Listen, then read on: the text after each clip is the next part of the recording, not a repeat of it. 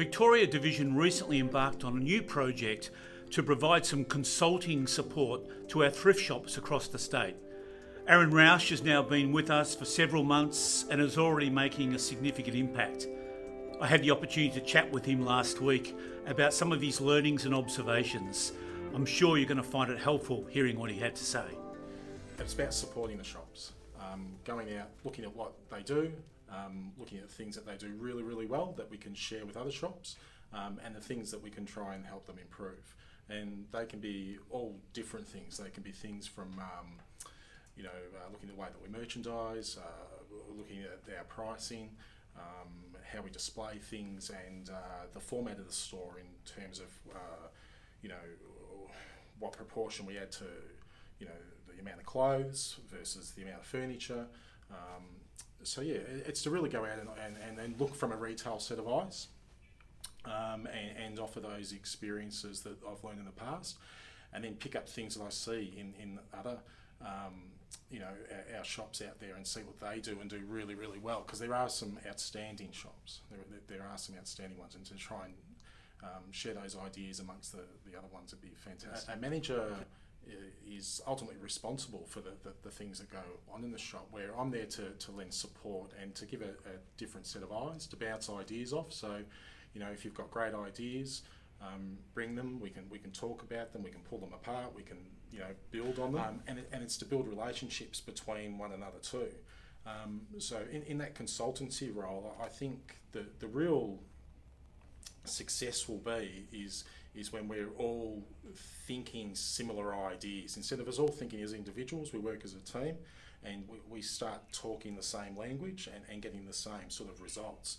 That's what we want to get. We need to work together to achieve things. It doesn't matter, and if I use an analogy like, a great basketball player, whether it be Michael Jordan or LeBron James, it doesn't matter how good that person is. As an individual, they will never succeed.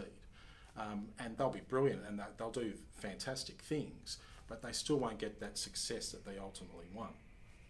And so in the shops, we need to build teams, because you can't do everything by yourself. You can't merchandise, you can't price, you can't unload vans and load them back up. So what we need to do is you need to develop your team. And if you develop your team that they can actually do things for you and support you, you'll become a better manager and a better leader. Because you'll be able to use your resources and your time so much more better in valuable areas. And I think that's the thing that we're all guilty of. We all think that we can do everything ourselves, but you can't do everything yourself. And if you invest in your people, you develop your people, and you get them to another level, you'll become just a better and easier and more efficient, and they'll grow with you. One thing you find that all your team respond to you. If you're having a bad day, they'll generally be having a bad day. If you're having a great day, they will follow you. So it's really important that you develop your team, have some great examples of yourself in the shop, and let them develop. Don't ever hold anyone back. Being out on the road, you get to be a set of eyes for more than just yourself and your own role. I have already, we've got a great network in here. We work together and support each other. So whether it be property, whether it be HR, whether it be volunteer services, I get to work with all those people on a daily basis, and especially in between driving between places. You're on the phone, and you get a lot of great work done in between visits. But the network is fantastic, and it's developing every day. It's getting stronger as we learn what we can do and to support each other. And we've already had some really great wins along the way with especially volunteer services and opening up that network to so many people and letting them understand that they're there to support you. And linking with HR, like building good relationships with the HR people, and it's great because it's natural. It's working. It's working really well. I think the best thing that I can offer any Corps officer is that I want to give you back more time. I want you to believe in me and believe in what I can do, and have that relationship with you that, when I catch up with you in 3 months or 6 months' time, you pat me on the back and shake my hand and say, geez, everything's going well. And that's my goal for where I understand that what a thrift shop actually does. It's got so many different elements to it. It's just not about generating income. It's a focus place for people to go to. Whether it be customers or whether it be your team. For them, their interactions they have on a daily basis at the thrift shop is amazing. You see that, you become part of that. And I've had stores I've been at 3, 4, 5 times. They're really welcoming. Come sit down, have a cup of tea, have a cake.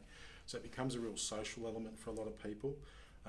Obviously, the ability to provide affordable clothing and so forth for people is amazing. But then also with this new world with sustainability and ticking all those boxes. So in terms of the footprint of just even the little thrift shop of where it fits in the whole thing of the Salvation Army, it's a really amazing little shop. That what it does, it's amazing. And I suppose the more I get to be part of it, the more I love it. It's just got so many positive elements. And then that flows through obviously all the people I've met and the core officers, and as I've said a number of times, I'm overwhelmed by what the Army does and who they are and what they do. So I'm very fortunate to be part of it.